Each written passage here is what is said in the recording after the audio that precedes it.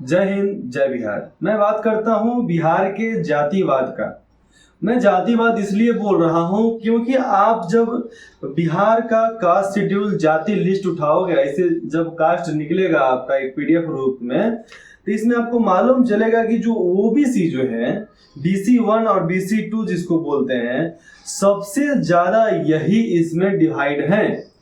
OBC caste में करीब करीब लिया जाए तो 29 प्लस 114, करीब करीब 140, तो इसमें ऐसे ही हो गया। हमें जरूरत है, हमें सीखना पड़ेगा, हमें समझना पड़ेगा। जहां पर जरूरत हो वहां पर ये सब सर्टिफिकेट दिया करे, नहीं तो नहीं दिया करे। मैंने डिसाइड कर लिया था कि मैं किसी भी काम के लिए कोई भी कास्ट सर्टिफिकेट नहीं दूंगा। कौन है बात का कास्ट सर्टिफिकेट यार? बिहार का कास्ट सर्टिफिकेट बनता है तो कोई बात रहता है। हम किसी एक जाति को आगे बढ़ाने के लिए क्यों कुछ करें?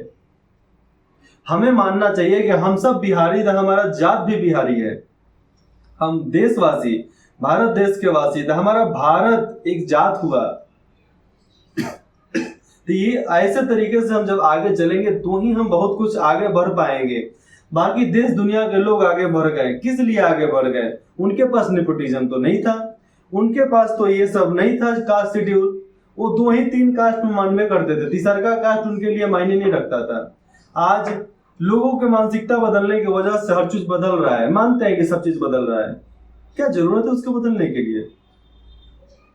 क्या कारण है कि सब चीज बदल रहा है? सब चीज बदलने के लिए हम सब समर्थन दे रहे हैं, और हमें भी जरूरत है अपने जातिवाद विचार को बदलने के लिए। हमने छोटी से टेलीफोन लाइन से टेलीफोन लिया, फोन से स्मार्टफोन लिया, आज एक से एक स्मार्टफोन चलाते हैं। पहले छोटा सा बड़ा सा टीवी लिए, फिर लैपटॉप लिए, फिर लैपटॉप का छोटा लैपटॉप, फिर ऐसा लैपटॉप आया, फिर ऐसा लैपटॉप आया, डेस्कटॉप आया। सॉरी। तो उसके बाद से बात यहाँ पर आ जाती है कि हम क्या कर रहे हैं कि आज तक हम लोग पिछड़े हैं।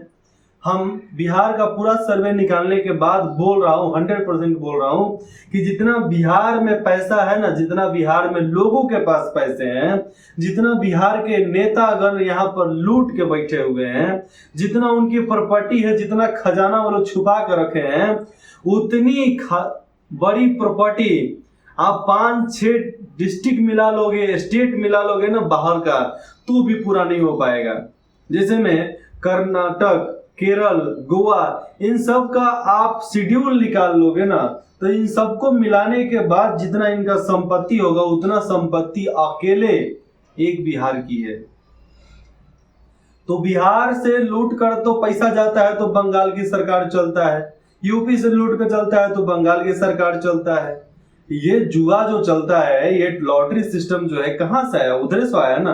तो हम लोग अपने ही चक्कर में सब बर्बाद होते जा रहे हैं, अपने चक्कर में, दूसरा कोई नहीं है हमें बर्बाद करने वाले। बताइए, ये बिहार कास्ट लिस्ट जब मैंने निकाला तो केवल ओबीसी में BC1 का जो बात आता है, तो इसमें 114 कास्ट कहां से आ जाते हैं भैया? 114 आने की क्या जरूरत है? ऐसे 114 तो अलग अलग प्रकार से है, लेकिन मैंने सबको गिना है, अलग अलग डिवाइड जो दिया है उसमें गिन कर मैं बता रहा हूँ। और BC2 में भी 29 है, और अपना अनुसूचित जाति, अनुसूचित जनजाति, इसमें भी 56 लोग हैं, 56 समुदाय हैं। मैं समुदाय को मानता हूं कि आपका समुदाय एक आपका सैन्य दल हुआ करता था, आपका एक संगठन हुआ करता था। संगठन आपका जात कैसे से बन गया? संगठन आपके जात के नाम से कैसे से पहचान में आने लगा? हम अगर संगठन को संगठन मानेंगे तो मिलेगा कुछ, हमें बहुत कुछ मिलेगा, लेकिन संगठन को जात बना लेंगे तो कोई भी नट्ठा कट्ठा आकर हमें भटका कर चल जाएगा, हम भटक जाएंगे, हम उनके बहलावे फुसलावे में चले आएंगे। आप यहाँ पर देख लो, मैं आपको दिखाता हूँ, ये BC1 शेड्यूल है, कितना दिख रहा है आपको? पूरा एक पेज दिख रहा है ना। आप इसके बाद आओ, ये क्या है? BC2, इसमें भी कुछ कम नहीं है, इसमें भी कुछ कम नहीं है। आपको मैं दिखाता हूँ, ये अनुसूचित जाति, अनुसूचित जनजाति का ये लिस्ट है। ये 2 पैरा में आ जा रहा है, 3 पैरा में, और यहाँ पर इतना खत्म हो जाता है। उसके बाद आप देखो कि जो जनरल कास्ट में आते हैं, जो जनरल शेड्यूल में आते हैं, उनका इतना भर, मतलब जनरल केवल इतने ही टूटेंगे, क्यों नहीं टूटते? क्योंकि ये कराते हैं। हम क्यों टूटते हैं? हम टूटना चाहते हैं, हम ये लोग के कारण टूटते हैं। कुछ भी क्यों कौन आकर बोल दे रहा है हम टूट जा रहे हैं, यही कारण है कि हम लोग बर्बाद होते जा रहे हैं। और जब तक हम नहीं सुधरेंगे तब तक हमें सुधारने वाला कोई नहीं मिलने वाला है। लोग कुछ भी कर लेंगे, कोई सुधरने वाला नहीं है। अजीत सरकार का कहानी आपको याद होगा पूर्णिया में। अजीत सरकार जिसने अपने जनता के लिए क्या से क्या नहीं किया, लेकिन जनता ने तो कुछ किया, बहुत कुछ किया उनके लिए। लेकिन जो उनसे जलने वाले लोग थे, मैं नाम नहीं लेना चाहूंगा, आज वो भी सांसद है उस इलाके के, उनका हाथ आता है मर्डर केस में अजीत सरकार के। बताइए उस समय AK-47 से भून डाला गया। आज से 20 साल पहले, 24 साल पहले उनको AK-47 से गोली मार दिया गया। क्या गलती था उसका भैया? अजीत सरकार का गलती इतना ही था कि वो कास्ट बिरादरी को ऊपर ले जाना चाहते थे, कास्ट सिस्टम को खत्म करना चाहते थे। ये जो पूंजीवादी कोई एक हो जाता था उसको खत्म करने के लिए सोच रखते थे, यही उनकी गलती थी। वहां के लोग आज भी बोलते हैं कि अजीत सरकार भगवान थे हमारे लिए। लेकिन ऐसे मनचले आते आते गए, बोलते गए, क्या क्या भड़काते गए, इसलिए उसकी पूरी मानसिकता खराब हो गई है।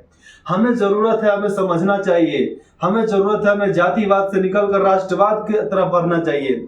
जिस तरह हमने नाम रखा है हर्षवर्धन बिहार, हमने नाम रखा है हर्षवर्धन बिहार, इस तरह आप भी नाम रख सकते हो। अपने नाम के आगे बिहार लगाओ। अगर आप विदेश में जाते हो तो आप ये बोलो, जिस तरह हमें बोल रहे हैं ना, इस देश में है हर्षवर्धन बिहार। जब इस देश से बाहर जाएंगे हर्षवर्धन भारत बिहार रखेंगे। क्या चीज? हर्षवर्धन भारत बिहार, ये मेरा पूरा नाम होगा। ये बात अलग होती है कि बाप के नाम से बच्चों की पहचान की जाती है।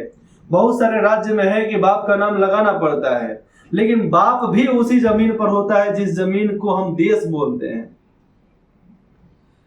तो हमें बाप बाप नहीं भूखना है, हमें देश पहले चाहिए। अरे ठीक है भैया, हमारे घर के इंसान सब चीज अच्छे बात है। ये सनातन धर्म का भी बात है कि हम अपने माता पिता के नाम से जाने जाते हैं, ठीक है।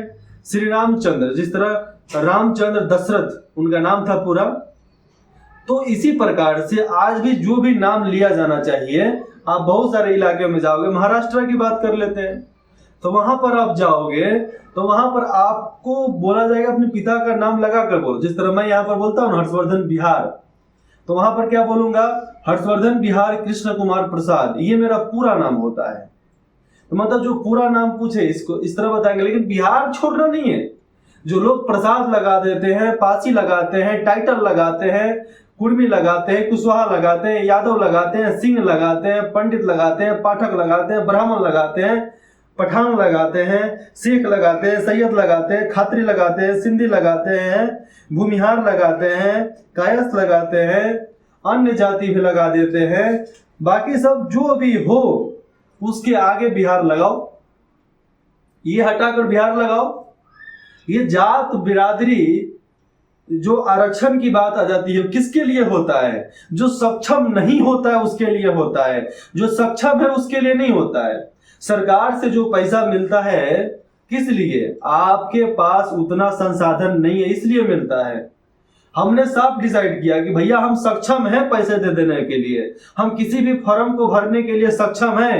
अगर 1500 लगता है तो 1500 देंगे, लेकिन हम ये नहीं जानेंगे कि हमको आधार कार्ड के जगह पे हमारा जाति प्रमाण पत्र भी देना पड़े। जब हम नीट का पेपर भर रहे थे, नीट अप्लाई कर रहे थे, तो उस समय हमने डिसाइड किया था कि जाति प्रमाण पत्र लगेगा तो हम छोड़ देंगे इसको। और ठीक दूसरे टर्म में 2022 में जाति प्रमाण पत्र लगा और मैंने डिसाइड किया, तुरंत छोड़ दिए। क्यों? क्योंकि हमें जरूरत नहीं था। क्या कौन सी का जरूरत? 1500 रुपया अन्य कास्ट मतलब जनरल कास्ट का लगता था, 1400 रुपया हमारा लगा, तो हम उनसे 100 रुपया कम है तो काहे अपना जात दे भैया? जब वो लोग अपना कास्ट नहीं देंगे, हम अपना कास्ट काहे दें?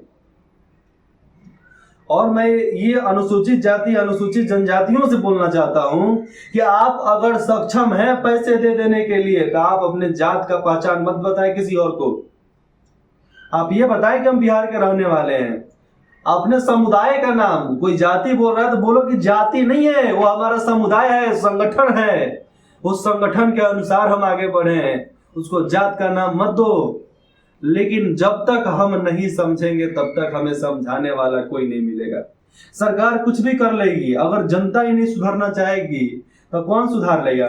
मैं एक एक करके बताता हूं कि इसमें से जो भी कास्ट दिया गया है आपको डिटेल्स बाय डिटेल्स मिलेगा कि इन लोग का क्या काम था और ये लोग क्या करते रह गए और किस तरीके से अपने पतन का शिकार खुद बन गए। तो ये जानना हमारे लिए जरूरी है, आपके लिए जरूरी है, हमारे देशवासियों के लिए जरूरी है कि आप किस प्रकार से कौन से बातों को जानना चाहते हैं, किस प्रकार से कौन से बातों को समझना चाहते हैं। ऐसे ही हवा में आकर बोल देना कि हई बदल जाएगा, हव बदल जाएगा। सबसे पहली जरूरत है ये जातिवाद विचारधारा को बदलना, और ये बदलना कि जिसको जरूरत है वही इसका इस्तेमाल करे, जिसका जरूरत है वही इसका इस्तेमाल करे। अगर सक्षम हो तो इसका इस्तेमाल नहीं करेंगे। लेकिन आज के डेट में लड़के पढ़ने लिखने के चक्कर में फालतू का काम करते हैं और उनको आरक्षण चाहिए। बाप मतारी पढ़ने के लिए भेजता है, वहां पर स्कूल में आप जानते हो कि आज के डेट में बच्चे क्या कर रहे हैं, कोचिंग में जानते हो आप कि आज के बच्चे क्या कर रहे हैं, कॉलेज में जानते हो कि हुड़दंग ज्यादा मचाते हैं, पढ़ाई कम करते हैं। तो वो लोग देश के लिए क्या करेंगे? कुछ नहीं कर पाएंगे ना, वो केवल नौकर बनेंगे, नौकरी करेंगे। देश को आगे बढ़ाने के लिए बलिदान देना पड़ता है। जयप्रकाश नारायण ऐसे ही जयप्रकाश नारायण नहीं बने, महात्मा गांधी ऐसे ही महात्मा गांधी नहीं बने। और जो लोग बोलते हैं ना, मैंने एक बात सुना था कि चंपारण में आए तो वो महात्मा गांधी बना, कि महात्मा का नाम चंपारण के लोग दिया। अरे भैया तुम सुनो चंपारण वालों, वो महात्मा थे, केवल तुमने पुकारा, और तुम्हारे पुकारने से वो महात्मा नहीं बने थे। उन्होंने महात्मा बनने के लिए काम किया था, तब वो महात्मा बने थे। तो कुछ दलित नेताओं को मैं बोलना चाहता हूं कि आप ऊपर उठ रहे हैं ठीक है, लेकिन जनता को भड़काने की काम ना करें। अगर जनता को भड़काने का काम करते हैं तो आप तो जीत जाओगे। जिस तरह बहुत सारे आज भी डेट में मैंने देखा कि ये अनुसूचित जाति वाले आपको आगे गए, संसद में पार्लियामेंट में जब शपथ ग्रहण होता था तो उस समय स्पीकर को धमका रहे हैं कि हम 6ठे बार सांसद बनकर आए हैं। अरे भैया ससुरा, तुम्हारा काम है वहां पर जाकर शपथ लो, शपथ लेकर चलाओ, तुम्हारा औकात हो गया इतना, जाकर संसद में पार्लियामेंट में जाकर तुम धमकी दोगे स्पीकर को। अरे स्पीकर थोड़ा महान नहीं था वो, क्योंकि वहां पर शपथ ग्रहण की बात चल रही थी, नहीं तो स्पीकर आपको 10-15 दिन के लिए सस्पेंड कर देते वहां से।